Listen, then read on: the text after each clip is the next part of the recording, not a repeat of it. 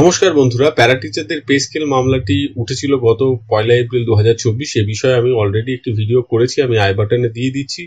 শুধু সূত্র ধারণার জন্য এটুকু বলছি যে কেন্দ্র এবং রাজ্য উভয় সরকারকেই বিগত 6 বছরের অর্থাৎ 6টি অর্থবর্ষের 6 ফিনান্সিয়াল ইয়ারে তারা যে অর্থ কন্ট্রিবিউশন করেছেন তার সেইটা এফিডেভিট আকারে দিতে বলা ছিল এবং তারা 60:40, কেন্দ্র সরকার 60 এবং রাজ্য সরকার 40 এই অনুপাতে টাকা দিচ্ছেন কিনা তার থেকে পরিষ্কার হতে চাইছে কোর্ট, মাননীয় বিচারপতি। ম্যাটারটাকে লিস্ট করা হয়েছিল 16 এপ্রিল 2024।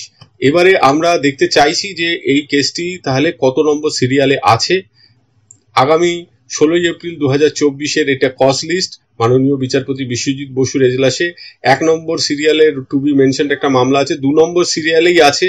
টাইম ফিক্সড ম্যাটারের শুরুতেই এই কেসটি কিন্তু রয়েছে এবং সকাল 10:30টার সময় এটার টাইম দেওয়া হয়েছে। আশা করব কালকে এই মামলার যথেষ্ট শুনানি হবে এবং হয়ে একটা সিদ্ধান্তে আসবে।